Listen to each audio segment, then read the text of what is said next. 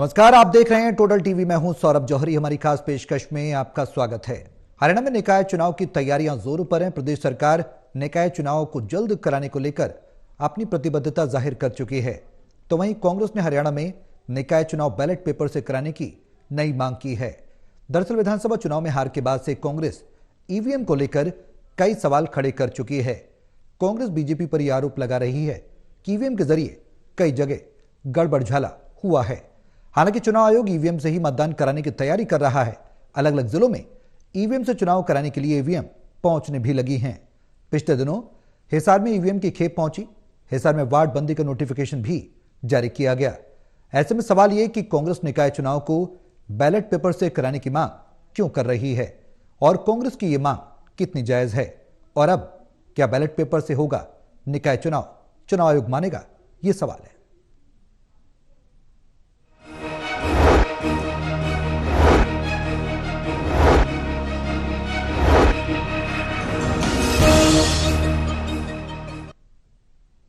तो ईवीएम को लेकर लगातार अविश्वास की जो स्थिति है वो कांग्रेस जाहिर कर चुकी है। विधानसभा चुनाव के परिणामों के बाद भी हमने देखा था कुछ 20 सीटें थी जिन पर ईवीएम को सील करने की, लॉक करने की बात खुद कही थी कांग्रेस ने और चुनाव आयोग से। हालांकि चुनाव आयोग पर भी कई बार सवाल ईवीएम को लेकर कांग्रेस के द्वारा उठाए जा चुके हैं। एक बार फिर से वो अविश्वास की स्थिति देखने को मिल रही है। निकाय चुनाव को बैलेट पेपर से कराने की मांग अब प्रदेश की सियासत में तूल पकड़ता जा रही है। सवाल यह कि चुनाव आयोग जो ईवीएम से तैयारी कर रहा है, क्या बैलेट पेपर पर सहमत होगा? किस तरीके के समीकरण बनेंगे? क्या कुछ संभावनाएं नजर आ रही हैं? तमाम सवाल हैं जिनके जवाब तलाशने की कोशिश करेंगे। हमारे सहयोगी हमारे साथ मौजूद हैं। हिसार से associate editor doctor Mahesh Kumar, Panipat से एसोसिएट एडिटर देवेंद्र कथुरिया और वरिष्ठ पत्रकार वीरेंद्र सोनी जी हमारे साथ चर्चा में रहेंगे। आप सभी के साथ मैं चर्चा को आगे बढ़ाऊं, लेकिन उससे पहले एक रिपोर्ट दिखाते हैं। रिपोर्ट देखिए, फिर करेंगे चर्चा की शुरुआत। प्रदेश में निकाय चुनाव की तैयारी है। दोनों मुख्य सियासी दल बीजेपी और कांग्रेस ने कमर कस ली है। फरवरी में दिल्ली विधानसभा के चुनाव हो सकते हैं, तो ठीक इसी वक्त जनवरी के आखिर में या फरवरी के शुरू में हरियाणा में शहरी निकायों के चुनाव होने हैं। पर प्रदेश कांग्रेस निकाय चुनाव ईवीएम की बजाय बैलेट पेपर से करवाना चाह रही है। उसने चुनाव आयोग से ये मांग भी कर दी है, जबकि चुनाव आयोग वोटिंग ईवीएम से कराने की तैयारी कर चुका है। रोहतक और हिसार नगर निगमों ने तो नोटिफिकेशन भी जारी कर दिया है। हिसार में तो चुनाव आयोग ने ईवीएम्स भी भेज दी हैं, यानी निकाय चुनाव में अब देरी नहीं है। गवर्नमेंट से इंस्ट्रक्शन जैसे आई थी हमारे पास, ईवीएम की जो टोटल बैलेट यूनिट और कंट्रोल यूनिट आई है वो 3000 यूनिट हम प्राप्त कर चुके हैं, जितना हमें निर्देश मिला था। तो वो हमने रिसीव करके सरकार को इंटीमेट कर दिया है। गौरतलब है कि अलग अलग जिलों में 34 जगहों पर जहां जहां निकाय चुनाव होने हैं वहां वहां चुनाव आयोग ईवीएम्स भेज रहा है। ऐसे में देखना है कि चुनाव आयोग क्या कांग्रेस की बैलेट पेपर्स पर चुनाव कराने की मांग को मानता है कि नहीं। हम तो चाहते हैं कि सभी जगह बैलेट पेपर से चुनाव हो, उसी के लिए प्रयासरत हैं।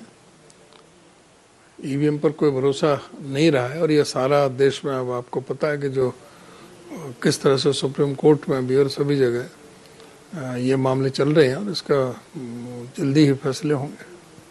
हालांकि बीजेपी ने निकाय चुनाव पार्टी के सिंबल पर लड़ने का फैसला लिया है।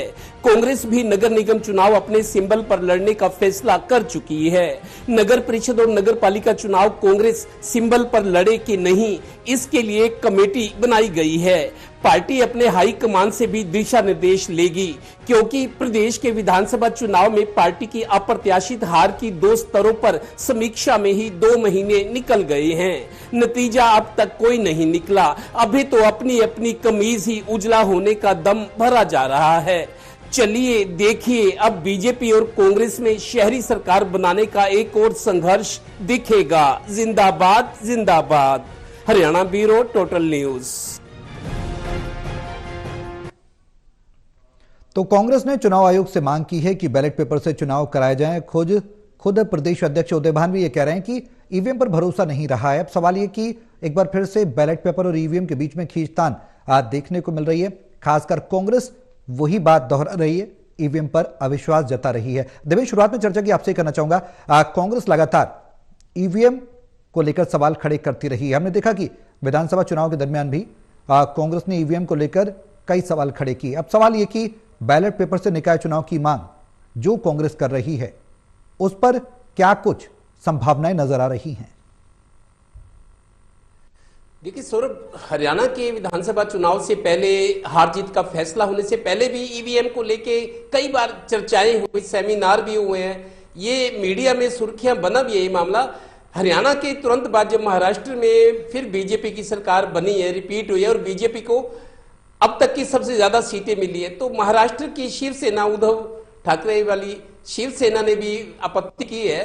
शायद उनके जो पार्टी प्रवक्ता है उन्होंने भी कोर्ट में कुछ डाला है, रीट डाली है। तो हरियाणा के तुरंत बाद महाराष्ट्र के लोगों ने ऐसा किया। अब कांग्रेस अड़ी हुई है क्योंकि ईवीएम को मामला जो कांग्रेस जीतते हुए हार कैसे गई इसकी समीक्षा तो हो रही है, लेकिन हाई कोर्ट में भी इन्होंने, विधायकों ने केस डाला हुआ है जिनके जीतने को उम्मीद थी। तो ईवीएम को लेके लगातार आपत्तियां की जा रही हैं, अविश्वास जताया जा रहा है। ऐसी स्थिति में जो कि लोकतांत्रिक व्यवस्था है, अगर देखिए मांग करने में तो कोई हर्ज नहीं है और मांग पहली बार नहीं हो रही, पहले भी इस तरह की मांगे उठती रही हैं। अब चुनाव आयोग के ऊपर है, अगर चुनाव आयोग कुछ कर सकता है, मेरे को नहीं तो समय बहुत कम है। बैलेट पेपर के लिए पूरी प्रक्रिया सब कुछ दोबारा से करना पड़ेगा, उनकी छपाई, उनकी वेरिफिकेशन, उनको दोबारा पहुंचाना, जबकि ईवीएम पहुंच गई है। तो मेरे को नहीं लगता कि ये काम इतना आसान होगा। चुनाव आयोग क्या जवाब देता है इसका तो इंतजार करेंगे। ठीक है। अब महेश, जो परिस्थिति अब निकाय चुनाव को लेकर बन रही है उसमें ईवीएम और बैलेट पेपर के बीच लड़ाई देखने को मिल रही है। अब सवाल यह है कि चुनाव आयोग के लिए क्या इतना आसान होगा जो मांग कांग्रेस कर रही है?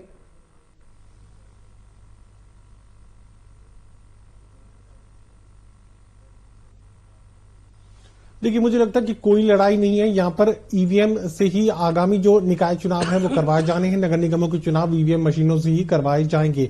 ये अलग अलग राज्यों में पहले भी देखने को मिला है। काफी सारे केसेस हाई कोर्ट्स में भी गए, सुप्रीम कोर्ट तक गए और उसके बाद किसी एक केस में भी आज तक ईवीएम को संदिग्ध नहीं माना गया। और चुनाव आयोग की तरफ से भी खुला चैलेंज दिया गया था कि कोई भी टेक्नोक्रेट इसमें सेंधमारी करके दिखाए, इसमें किसी भी तरह की टेम्परिंग करके दिखाए, ये संभव नहीं हो पाया। फिलहाल कांग्रेस पार्टी जब भी हारती है ईवीएम पर पूरा ठीकरा फोड़ने का काम करती है। यहां विधानसभा चुनाव से पहले भी कांग्रेस पार्टी की तरफ से मांग रखी गई थी कि उन्हें ईवीएम मशीनों पर जो है भरोसा नहीं है और इसी वजह से जो बैलेट पेपर है उसका इस्तेमाल हरियाणा विधानसभा चुनावों के लिए करवाया जाए, लेकिन वो मांग भी अनसुनी कर दी गई और यहां तक कि चेतावनी जो है चुनाव आयोग की तरफ से कांग्रेस पार्टी को दी गई और कहा गया कि इस तरीके से गलत बयानबाजी ना करें, इस तरह की बयानबाजी से कांग्रेस पार्टी को बचना चाहिए।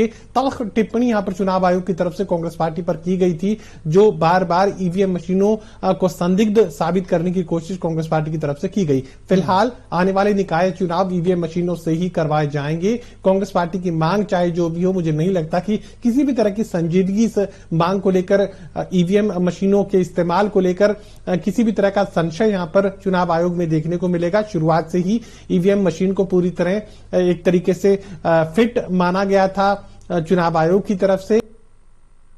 जी, तमाम कोर्टों में भी ये बात साबित हुई कि ईवीएम मशीन में अभी तक टैंपरिंग का कोई मामला सामने नहीं आया। तो फिलहाल ये मानकर चलिए कि इस पार्टी के लोग यहाँ पर एक बहुत बड़ी गलती भी दरअसल कर रहे हैं। वो ये मांग तो कर रहे हैं कि ईवीएम मशीनों का इस्तेमाल ना किया जाए, बैलेट पेपर का इस्तेमाल कर लिया जाए। अगर कहीं भारतीय जनता पार्टी के लोगों ने इस मांग को स्वीकार करने में उनकी मदद कर भी दी, यानी एक बार अगर बीजेपी ने यह कह भी दिया कि चलिए इस बार निकाय चुनाव आप ईवीएम मशीनों को छोड़िए, बैलेट से करवा लीजिए, तो और खराब स्थिति यहां पर कांग्रेस पार्टी को झेलनी पड़ेगी। क्योंकि शहरी क्षेत्रों में भारतीय जनता पार्टी पहले से लोकसभा चुनाव के दौरान हमने देखा, विधानसभा चुनावों के दौरान हमने देखा, और ये जो सीटें कांग्रेस पार्टी को हासिल हुई दरअसल वो इस बात की परिचायक है कि यहां कांग्रेस पार्टी की हवा देखने को मिल रही थी। तमाम एग्जिट पोल जो है कांग्रेस पार्टी की तरफ खड़े थे। उस वक्त काफी सारे लोगों ने निर्णय किया कि कांग्रेस पार्टी की अगर सरकार बन रही है तो उन्हें ही वोट दे दें। इसी वजह से कांग्रेस पार्टी मौजूदा जो आंकड़ा है वो छू पाई थी। लेकिन फिलहाल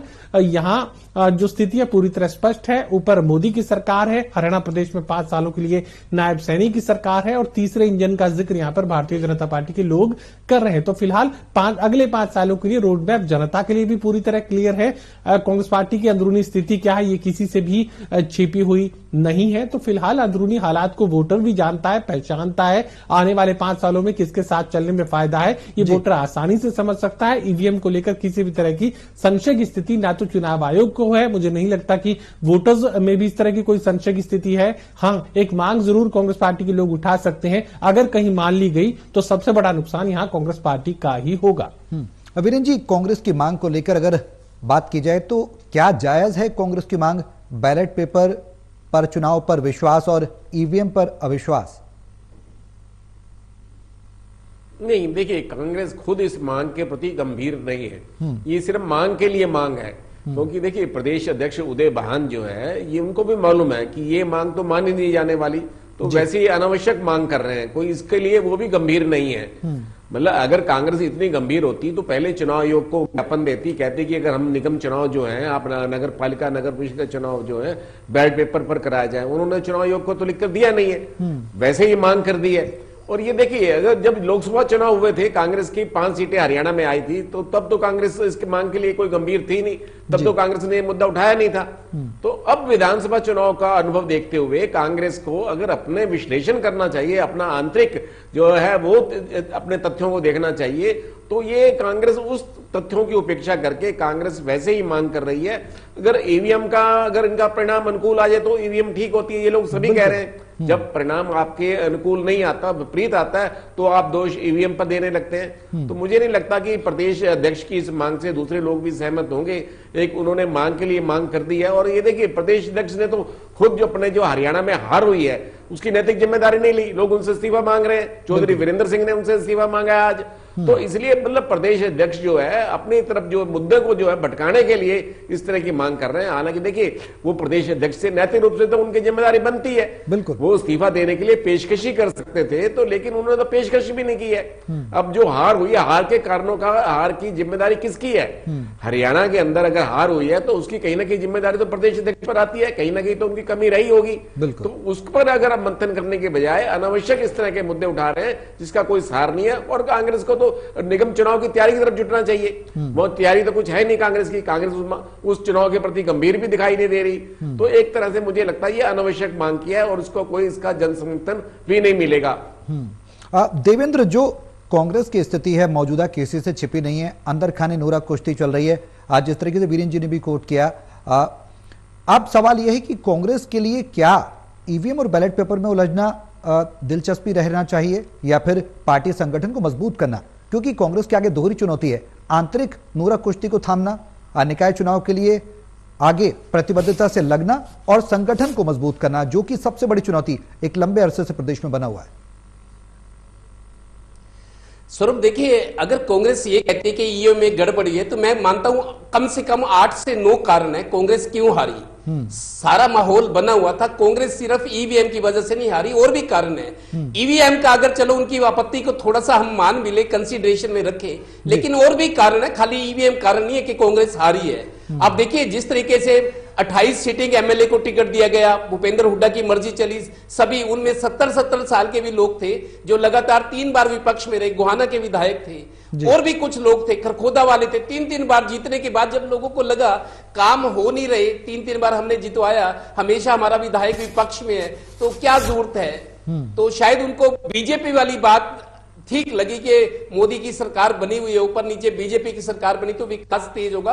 और कुछ अच्छे काम भी हुए हैं पावर सेक्टर में, बिजली के क्षेत्र में बीजेपी सरकार ने बहुत अच्छा काम किया है। रोड इंफ्रास्ट्रक्चर, आप देखिए दिल्ली से जो लोग कटरा वैष्णो देवी यात्रा जाते हैं, 13-14 घंटे ट्रेन में लगते थे, 15 घंटे भी, लेकिन वो रास्ता अब 8 घंटे में आप वैष्णो देवी पहुंच सकते हो दिल्ली से सीधा। बहुत सारा काम अच्छा भी हुआ है, रोड इंफ्रास्ट्रक्चर मजबूत हुआ है।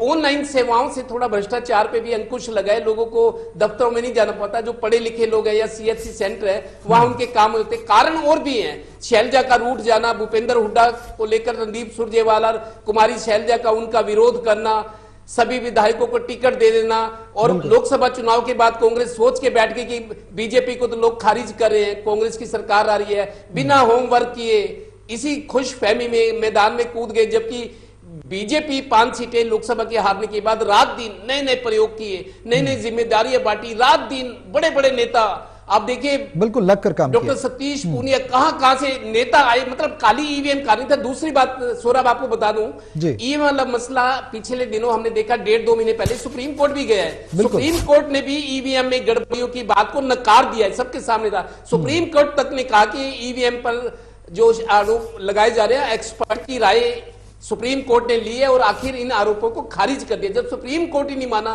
तो खाली कांग्रेस के कहने से या पॉलिटिकल लीडर्स के ईवीएम पर सवाल करने से मेरे को लगता है इसमें कुछ होने वाला नहीं है। महेश, हमने देखा कि चुनाव आयोग के द्वारा प्रेस कॉन्फ्रेंस भी की गई, उसमें राजीव कुमार जो सीईसी है उन्होंने साफ तौर पर यह कहा था कि ईवीएम में किसी भी तरह से कोई संभावना नहीं है किसी भी तरीके की घालमेल होने की।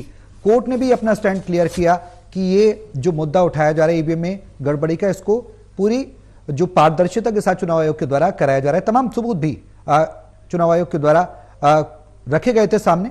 अब सवाल ये कि कांग्रेस की जो मांग है, ऐसे में अंदरूनी नूरा कुश्ती एक तरफ कांग्रेस की, और ये मांग चुनाव से पहले, निकाय चुनाव से पहले, क्या बेफजूल सी नहीं लगती, या फिर इस पर सवाल खड़े होने शुरू नहीं हो जाएंगे क्योंकि आधार ही नहीं है, तो फिर ये मांग क्यों की जा रही है?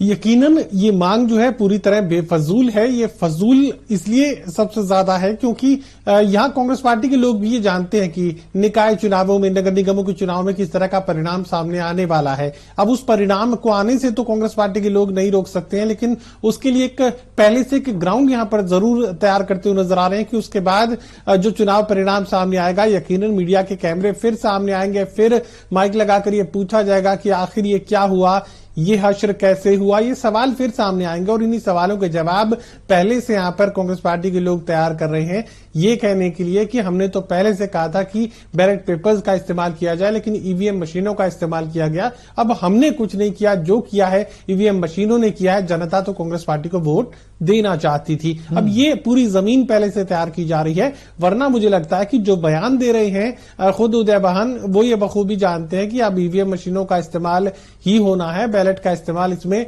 ना ही किया जा सकता है। और समय अवधि बेहद कम होने की वजह से इसमें किसी भी तरह की पुनर्विचार या किसी भी तरह के एक बार फिर से पूरे प्रोसेस को आगे बढ़ाने की जो कोशिश है वो नहीं की जा सकती, और ना ही ऐसा कुछ होना है। फिलहाल उदय बहान खुद भी ये जानते हैं अब आगे जो चुनाव परिणाम सामने आने वाला है उसको लेकर क्या कुछ कहा जा सकता है, मीडिया के कैमरों को क्या जवाब देना है, वो जवाब पहले से कांग्रेस पार्टी और खुद उदय बहान तैयार कर रहे हैं।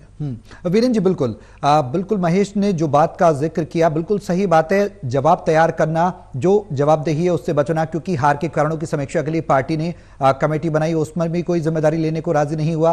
फिर हमने देखा दीपक बावरिया ने खुद जिम्मेदारी ली, उसके बाद इस्तीफा भी हमने देखा।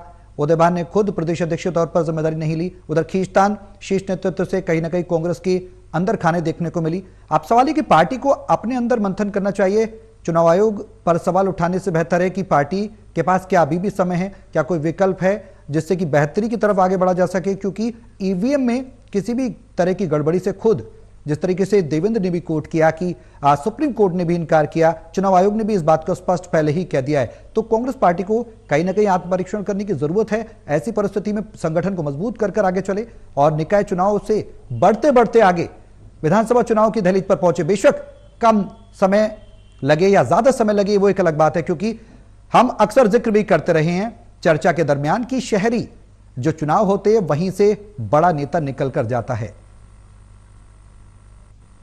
बिल्कुल ठीक कहा। देखिए, जो नगर पालिका है, नगर निगम है, ये नेताओं की नर्सरी है, यहां से नेता तैयार होते हैं। और देखिए, कांग्रेस के लिए अवसर है, कांग्रेस को इस अवसर को बनाना चाहिए। देखिए, कांग्रेस क्या है कि अब देखिए ईवीएम पर तब दोष क्यों नहीं दिया जब लोकसभा में आपकी 5 सीटें आई थी। जी। तो अब ईवीएम को दोष देना, आपको अपने अंदर झांकना चाहिए। भाई आपका संगठन तो था ही नहीं, आपने टिकटों का गलत वितरण किया, आपके अंदर खामियां थी, आपकी रणनीति नहीं थी, आपको व्यक्ति विशेष के नेता का जब पूरा ही महत्व दिया जा रहा था। तो जब ये सब कारण थे, तो अब मान लीजिए निगम चुनाव भी है, तो निगम चुनाव के लिए कांग्रेस ने क्या कोई बैठक की है? क्या स्थानीय स्तर पर या प्रदेश स्तर पर कोई बैठक हुई है क्या? अब देखिए, आपने जो फैक्ट फाइंडिंग कमेटी बनाई, हार के कारणों में अभी तक निष्कर्ष पर नहीं पहुंचे, सारा दोष ईवीएम पर डाल दिया। भाई नेताओं का अपने अंदर भी तो देखे ना, नेताओं को भी तो जनता ने ठुकरा दिया। कांग्रेस के नेताओं की वो जो मान्यता थी जनता में, जो छवि होनी चाहिए थी, वो नहीं बन पाई। कांग्रेस के नेताओं को जनता ने ठुकरा दिया, उसको स्वीकार करना चाहिए। आपको नया नेतृत्व पैदा करना चाहिए। अब जो है, चाहे उदय भान जी भी हैं, तो उनके प्रति क्या लोग, उनको कितना एक कार्यकर्ता उनको स्वीकार करते हैं, वो अपने कार्यकर्ताओं में कितना उत्साह का संचार करते हैं। आज उदय भान जी की पहचान क्या है? क्या प्रदेश अध्यक्ष के रूप में कार्यकर्ताओं को स्वीकार करते हैं? ये सब बातें कांग्रेस के नेताओं को अपने अंदर झांकना चाहिए, और कांग्रेस ने अभी तक कोई तैयारी नहीं की है। अभी तक कांग्रेस के चाहे जहां चुनाव होने हैं, चाहे पहले चरण का चुनाव होना है, तो कांग्रेस ने वहां तो कोई बैठक ही नहीं बुलाई, कोई रणनीति नहीं है, कोई उम्मीदवारों से अभी आवेदन मांगने की प्रक्रिया नहीं है, कोई उत्साह नहीं है। तो मतलब कांग्रेस के अंदर तो अपनी खामियां हैं, कांग्रेस को अपने अंदर झांकना चाहिए। कांग्रेस उस दिशा पे ना जाकर एक दूसरे पर दोषारोपण की ओर बढ़ रही है।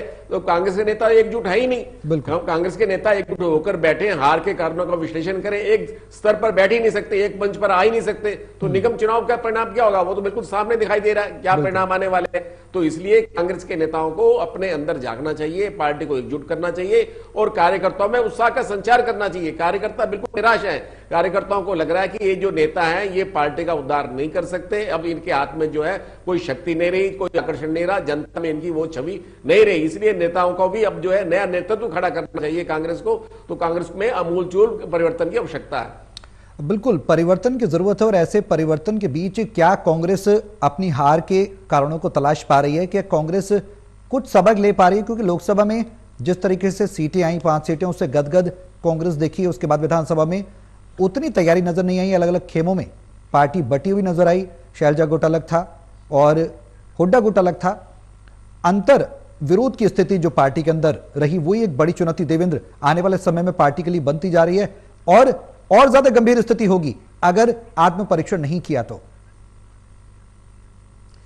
देखिए सौरभ, चौधरी वीरेंद्र सिंह का आज बयान आया एक, उन्होंने कहा है कि प्रदेश अध्यक्ष को, उदय भान को अपनी जिम्मेदारी लेते हुए उदय भान को इस्तीफा देना चाहिए। और भूपेंद्र हुड्डा का भी बिना नाम लिए चौधरी वीरेंद्र सिंह ने बयान दिया है कि एक ही व्यक्ति कांग्रेस को चला रहा था, लोगों में ये इंप्रेशन गया कि एक ही आदमी है, यही है, और कुछ लोग उसको मुख्यमंत्री नहीं देखना चाह रहे थे।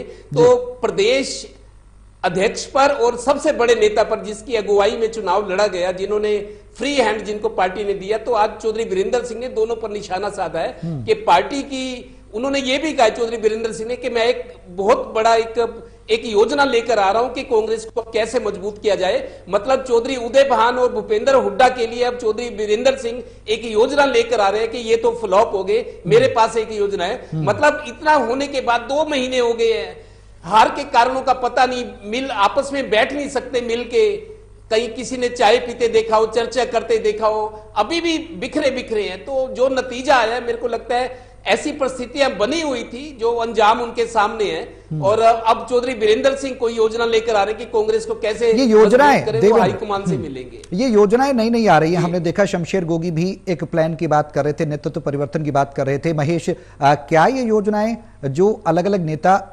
पार्टी के अंदर लेकर आ रहे हैं, उनको धरातल पर उतारना खुद क्या शीर्ष नेतृत्व के लिए एक चुनौती बना हुआ है? क्योंकि टोटल टीवी ने भी जब सवाल किया था राहुल गांधी से, तो उन्होंने पूछा था कि आप तो हरियाणा पर ही सवाल करेंगे, संगठन क्यों नहीं बना और विपक्ष का नेता क्यों नहीं चुना गया? क्या नेतृत्व, कांग्रेस का शीर्ष नेतृत्व संवेदनशील नहीं है इस पूरे मामले को लेकर? क्या वजह है आखिर, क्यों कांग्रेस बार बार लड़खड़ाती जा रही है? क्या कोई और विकल्प नहीं है?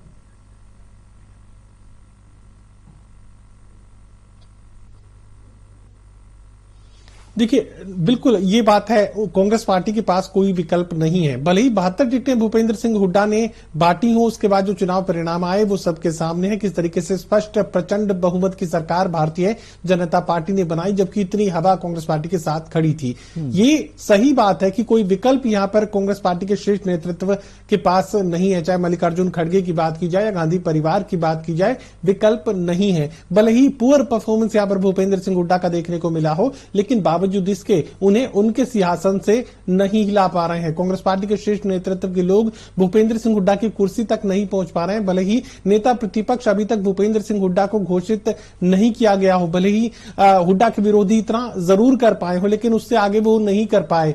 यहां भूपेंद्र सिंह हुड्डा को लेकर ये माना जा रहा है कि या तो वो खुद नेता प्रतिपक्ष बनेंगे, और अगर भूपेंद्र सिंह हुड्डा खुद नेता प्रतिपक्ष की कुर्सी पर नहीं भी बैठ पाए तो उनका कोई नुमाइंदा ही, उनका कोई पसंदीदा चेहरा ही यहां पर एक रबर स्टैंप की तरीके से नेता प्रतिपक्ष की भूमिका निभाता हुआ नजर आएगा। यानी भूपेंद्र सिंह हुड्डा जिसे चाहेंगे नेता प्रतिपक्ष भी वही बनेगा। तो इसमें बहुत ज्यादा संशय की स्थिति नहीं है, विकल्प नहीं है कांग्रेस पार्टी के शीर्ष नेतृत्व के पास। और यहां कुमारी शैलजा खुद विधानसभा का चुनाव लड़ना चाहती थी, उकलाना आरक्षित सीट से वो चुनाव मैदान में उतरना चाहती थी, लेकिन अपनी पार्टी की राष्ट्रीय महासचिव को ही कांग्रेस पार्टी के शीर्ष नेतृत्व की तरफ से टिकट तक नहीं दिया गया। विधानसभा चुनाव लड़ने की अनुमति बार बार कुमारी शैलजा अपने पार्टी के शीर्ष नेतृत्व से मांग रही थी, गांधी परिवार से मांग रही थी, मल्लिकार्जुन खड़गे से मांग रही थी, लेकिन उन्हें वो परमिशन नहीं दी गई। वरना चुनाव की तस्वीर कुछ और हो सकती थी, क्योंकि अगर विधानसभा में कुमारी शैलजा भी मौजूद होती बतौर विधायक तो उसके बाद